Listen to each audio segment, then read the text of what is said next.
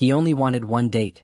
No feelings, no future, no promises, but one calm stranger shattered every rule he lived by. Coincidences turned into obsession, casual moments into dangerous feelings, and now running away might cost him everything. If you're ready for tension, laughter, and a romance that sneaks up on you, subscribe, like, and comment, because this story is just getting started. Malik believed in exactly three things: good coffee, minding his business, and the sacred rule that dates should end after one meeting. Not because he was heartless. No, Malik had a heart. A generous one, actually. He just preferred it safely locked behind sarcasm, emotional distance, and the firm belief that talking stages were government conspiracies designed to waste people's time. So when his best friend Jamal shoved a phone in his face and said, "Just go on one date, you won't die," Malik should have known fate was already sharpening its knives. The profile was fine. Name, Soren. Picture, unfairly handsome. Soft smile. Calm eyes. The kind of face that looked like it knew how to ruin your life politely. Bio. Enjoys quiet mornings, honest conversations, and really bad jokes. Malik snorted. That's not a personality. That's a threat. Still, loneliness was loud that week, and Malik had already finished all his comfort shows. Against his better judgment, and all existing wisdom, he agreed. One date. 1 hour. Maximum. He arrived at the cafe 10 minutes early, which annoyed him deeply. He blamed traffic. And Jamal. Mostly Jamal. The cafe was cozy in an aggressively aesthetic way. Warm lights, plants that were clearly thriving better than Malik's love life, and the faint smell of cinnamon. Malik chose a corner table, back to the wall. Tactical seating. He ordered coffee black. No emotions, no sugar. When Soren walked in, Malik immediately knew two things. First, the photos had lied. This man was taller, broader, softer in a way that felt illegal. Second, Malik was absolutely doomed. Soren scanned the room, spotted him, and smiled. Not a dramatic smile. Just warm. Like he wasn't trying at all. "Malik?" he asked. "Yes," Malik said too quickly, standing up and knocking his knee against the table. The table won. He lost. "Great to finally meet you," Soren said, offering a hand. Malik shook it and immediately dropped it because his palm was sweating like it was auditioning for a role in a disaster movie. They sat. An awkward silence bloomed between them like a cursed flower. "So," Malik said, leaning back and crossing his arms. "I'm bad at this." Soren blinked, then smiled wider. "Dating? People," Malik corrected. "Feelings. Eye contact longer than 3 seconds." "Good to know," Soren said calmly. "I'm decent at listening and terrible at small talk." "Oh, we're doomed," Malik muttered. The waiter arrived. Malik ordered first, then promptly forgot what he was saying halfway through and stared at the menu like it had personally betrayed him. Soren ordered with confidence. Malik resented him for that. The conversation limped along. Malik overshared about his job. Soren listened attentively, nodding in a way that made Malik feel like his words mattered, which was deeply unsettling. "So," Soren said after a pause, "what are you looking for?" Malik choked on air. "A sandwich." Soren laughed. Actually laughed. The sound was warm and unguarded. "I meant, in general," Soren clarified gently. Malik leaned forward. "Honesty. I'm listening. I don't want a soulmate. Or destiny. Or someone who calls me baby, unironically in public," Malik said. "I want vibes. Low effort. No emotional responsibility." Soren considered this, sipping his drink. "So 1 date." "Exactly," Malik said, relieved. "You get it." Their drinks arrived. Malik reached for his cup and immediately knocked it over. Coffee spilled. Everywhere. On the table. On the floor. On Soren's sleeve. Malik froze. Time slowed. Somewhere a violin played. "Oh my God," Malik whispered. "I'm so sorry. I swear I'm not usually this chaotic." Soren looked at his sleeve, then at Malik. He laughed again. "It's fine." "It's not fine. That's coffee. Black coffee. Emotional support level coffee." Soren grabbed napkins, helping clean up. "I've survived worse first dates." "That's not comforting." "It's honest." Malik groaned and buried his face in his hands. "You can leave." "I'd leave." Soren paused. "I don't want to." Malik peeked at him through his fingers. "Why?" "Because you're interesting," Soren said simply. That made Malik uncomfortable in a new and alarming way. They talked more after that. Somehow the tension eased. Malik stopped trying so hard to be distant and accidentally became himself. Sarcastic. Animated. Honest. He noticed how Soren tilted his head when listening. How he didn't interrupt. How he smiled when Malik complained like it was endearing instead of exhausting. The hour passed too quickly. Malik checked his phone and stood abruptly. I have to go. Oh, Soren said. Okay. Not because, Malik gestured wildly. This was fine. Great. Just, one date rule. Soren nodded. Right. They stood outside the cafe. Well, Malik said, shoving his hands into his pockets. Good luck with life. Soren smiled. You too. Malik walked away without looking back. 3 steps later his phone buzzed. Soren, I had a good time. Can I see you again? Malik stared at the screen. He groaned. This is how it starts. And somewhere deep down, against his will, he smiled. Malik spent exactly 12 hours pretending Soren's text didn't exist. This was a strategic decision. A mature one. If Malik ignored it long enough, the universe would surely understand that he did not sign up for emotional continuity. Unfortunately, the universe was petty. By the next morning, Malik found himself standing in line at his favorite neighborhood cafe, the one he went to religiously because the barista didn't judge him for ordering the same thing every day, when a familiar calm voice said, "Black coffee. No sugar?" Malik's soul left his body.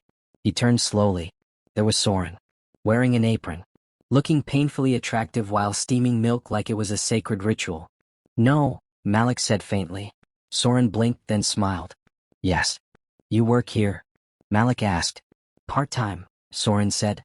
Weekday mornings. Malik glanced around wildly as if searching for hidden cameras. I come here every weekday morning. I know, Soren said. Malik stared. You, what? You sit by the window. You always scroll for 5 minutes, sigh, then open the same app, Soren said casually. I didn't realize it was you until yesterday. That's unsettling, Malik said. You sound like a stalker. Soren laughed. I sound like a barista with eyes. Malik paid for his coffee and fled to his usual seat, heart pounding. Coincidence number 1. Fine. Acceptable. Cities were big. Life was weird. He took one sip of his coffee and froze. It was perfect. Perfect temperature. Perfect strength. Like Soren had tailored it specifically for him. Malik scowled into the cup. Manipulative. Over the next few days, Malik tried to avoid the cafe. This was harder than expected. Mostly because Malik was a creature of habit and also because caffeine withdrawal turned him into a menace to society. When he finally caved and went back, Soren was there again. Always polite. Always normal. Never mentioning the text Malik hadn't replied to. That should have made Malik feel relieved. Instead, it made him itchy. Then coincidence number 2 happened. Malik was at the gym, his least favorite place in the world, struggling with a treadmill like it had personally offended him when someone stepped onto the machine beside him. Hey, Soren said. Malik almost fell. You don't sweat. Malik accused, staring at Soren, who looked unfairly put together. I do, Soren said. I just don't fight the treadmill. This is harassment, Malik muttered. They ran, while Soren ran. Malik survived. Afterward, Soren handed him a towel like this was the most natural thing in the world. You never answered my message, Soren said gently. Malik wiped his face. I panicked. Soren nodded. That tracks. Malik stopped walking. You're not mad. Why would I be? Because ignoring someone is rude? Sometimes, Soren said. Sometimes it's fear. Malik opened his mouth then closed it. Coincidence number 3 arrived that weekend in the form of Jamal. They were at a small house gathering, music low, food abundant, vibes acceptable, when Jamal suddenly exclaimed, Oh, you know Soren, right? Malik's soul left his body again. This was becoming a pattern. Soren stood near the kitchen holding a drink, looking just as calm as ever. Hi, Malik. Jamal looked between them. Wait, how do you two know each other? We went on a date, Malik said too quickly. It was one date, Soren added smoothly. Jamal's eyes lit up. And nothing, Malik said. It ended. Soren raised an eyebrow but said nothing. The night was torture. People kept talking, laughing, living. Malik kept being acutely aware of where Soren was at all times. When he laughed, when he listened, when he leaned casually against the counter like he belonged everywhere. At one point, Malik caught Soren watching him. Not staring, just noticing. Malik escaped onto the balcony, gripping the railing like it was a lifeline. This is ridiculous, he muttered. You're fine. He's just a guy. The door slid open. I'm not trying to corner you, Soren said. I just wanted to check on you. I'm being hunted by coincidences, Malik said weakly. Soren smiled. Or maybe we just exist in the same places. Malik turned to him. You're too calm about this. Someone has to be, Soren said. It's clearly not you. Malik laughed despite himself. There was a comfortable silence. Dangerous. The kind that felt like sitting on a couch at 2 a.m. with someone you shouldn't be this close to. I don't do serious, Malik said quietly. I know, Soren replied. I'm not asking for serious. Then what are you asking for? Soren considered him. Another coffee. Another conversation. No pressure. Malik hesitated. That's still more than one date, he said. True, Soren admitted. But it's not a soulmate contract. Malik exhaled slowly. He hated how reasonable that sounded. Fine, he said. But if I disappear again? I'll assume you're overwhelmed, Soren said. Not uninterested. Malik stared at him. You're emotionally dangerous. Soren smiled. I've been told. They exchanged numbers properly this time. Later that night, Malik lay in bed staring at the ceiling. Coincidences. Conversations. Calm smiles. I only wanted a date, he muttered. His phone buzzed. Soren, did you make it home okay? Malik typed back before he could stop himself. Malik, yes. He stared at the screen. Then quietly he smiled. Malik told himself he was being very reasonable. Reasonable people agreed to casual hangouts. Reasonable people drank coffee with someone without immediately planning emotional escape routes. Reasonable people did not spiral every time a certain calm-voiced man texted them good morning like it was the most normal thing in the world. Unfortunately, Malik was not reasonable. He was sitting on his couch, phone in hand, rereading Soren's message for the 4th time. Soren, coffee later? No pressure. No pressure, Malik muttered. That's exactly the problem. Still he replied. Malik, sure. But just coffee. A minute later. Soren, just coffee. Malik did not trust the mutual understanding they had just reached. They met at the cafe, Soren's cafe. Malik now begrudgingly accepted. Soren was off shift this time, wearing a soft gray hoodie that made Malik want to commit crimes against his own emotional boundaries. Hi, Soren said, smiling like he hadn't spent the last week quietly rearranging Malik's entire routine. Hi, Malik replied, far too aware of his own voice. They ordered drinks and sat by the window. Malik took a sip, sighed despite himself. Still perfect, he said. Soren smiled. I remember how you like it. That's unsettling, Malik said automatically. That's caring, Soren corrected gently. Malik ignored that. The conversation flowed easily, too easily. They talked about nonsense. About bad movies. About the weird things people believed with full confidence. Malik laughed more than he expected. Soren laughed at Malik's jokes like they were genuinely funny, which felt like fraud. At some point, Malik realized he had stopped checking the time. That realization terrified him. They left the cafe together, walking without really deciding to. It was one of those walks that started casually and then somehow stretched into 3 streets, a corner shop, and a park bench. Malik flopped down dramatically. I'm hungry. You say that like it's a personality trait, Soren said. It is, Malik replied. I'm fueled by snacks and resentment. Soren stood and held out a hand. Come on. Where are we going? Food. Malik eyed the hand suspiciously. You're very commanding for someone who claims to be calm. I asked nicely. Malik took the hand. Immediately, his brain malfunctioned. It was just a hand.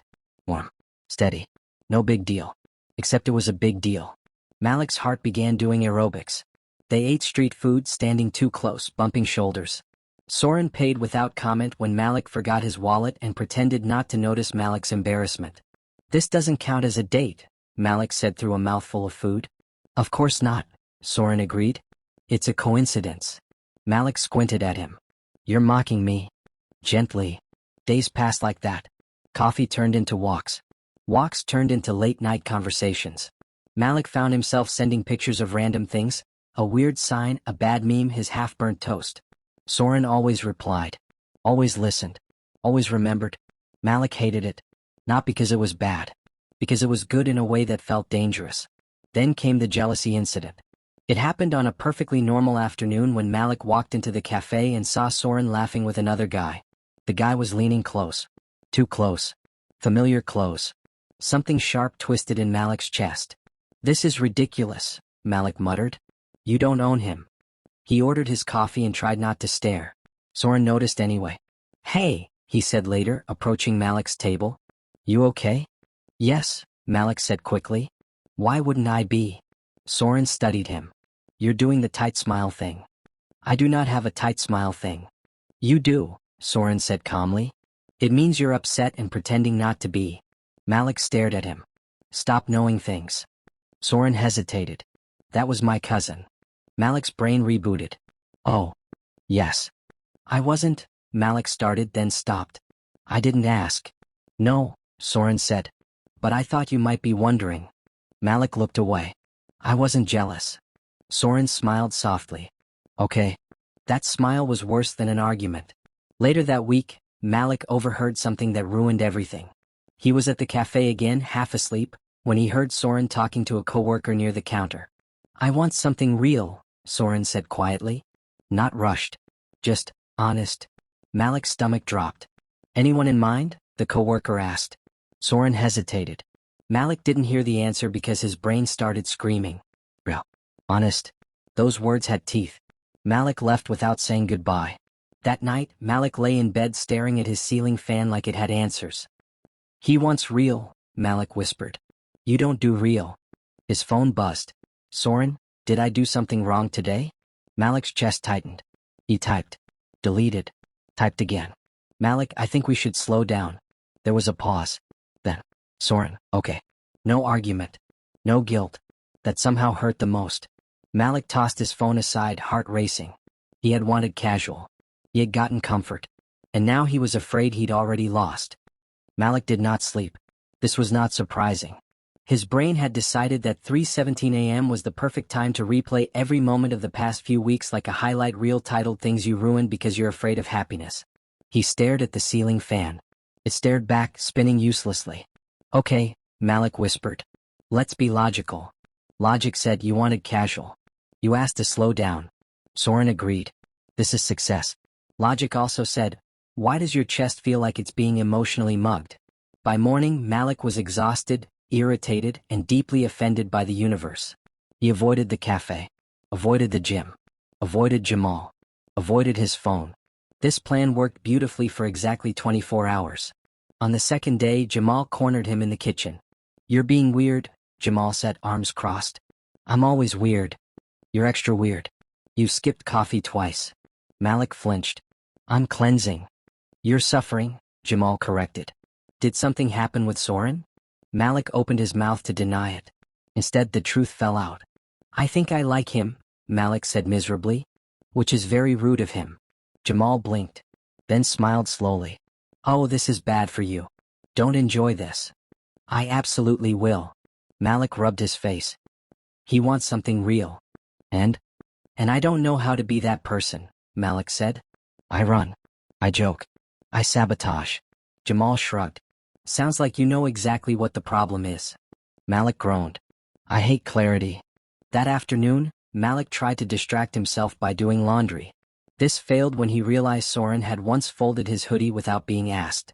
That was suspiciously domestic, Malik muttered. Then his phone buzzed. Soren, hey. No pressure, but I made extra soup and thought of you. Soup. Soup. Malik sat on his bed like he was facing a final boss. You can't fall in love with soup, he told himself. But he absolutely could. Before he could overthink it, Malik grabbed his jacket and left. The cafe was quiet when he arrived. Late afternoon light filtered through the windows. Soren stood behind the counter, startled when he looked up. Malik. Malik froze. Hi. They stared at each other awkwardly. Malik started then stopped. I didn't plan this speech. Soren smiled faintly. That's okay. Malik stepped closer. I heard you say you wanted something real. Soren nodded. I did. And I panicked, Malik admitted. Because I'm bad at real. I don't know how to be steady. I only know how to leave before I get hurt. Soren listened. Of course he did. I'm not asking you to change overnight, Soren said gently. I just wanted honesty. Malik swallowed. Then here's honesty. Slowing down didn't make me feel safe. It made me miserable. Soren's eyes softened. I miss you, Malik blurted. Which is embarrassing. I see you everywhere. I keep thinking about dumb things like how you remember my coffee order and how you look at me like I'm not a problem to solve. Soren stepped closer. You're not. I know, Malik said. And that's the scariest part. There was a long pause. Then Soren smiled. Not triumphant. Not smug. Just warm. Malik, he said, I don't need a soulmate contract. I just want to keep choosing you if you're willing to choose me back. Malik laughed weakly. You make it sound so simple. It is, Soren said. The hard part is being brave. Malik exhaled. I can try brave. Trying counts. Malik hesitated, then said, Would you like to go on another date? Soren blinked. You're asking me out? Yes, Malik said. Properly. With intention. And probably chaos. Soren smiled widely. I'd love that. Malik grinned, relief flooding him. Good. Because I already told Jamal we were dating. Soren laughed. You did not. I absolutely did not, Malik admitted. But he's going to assume. They walked out of the cafe together, shoulders brushing. So, Soren said, what kind of date? Malik considered. Something low pressure. Of course. And food. Naturally. And maybe we hold hands, Malik added quickly. Just to see. Soren offered his hand. Like this? Malik took it. His heart didn't panic this time. It settled. As they walked, Malik squeezed Soren's hand and laughed softly. I only wanted a date, Malik said. Soren smiled. And now? Malik glanced at him. Turns out I wanted you. And for once Malik didn't run.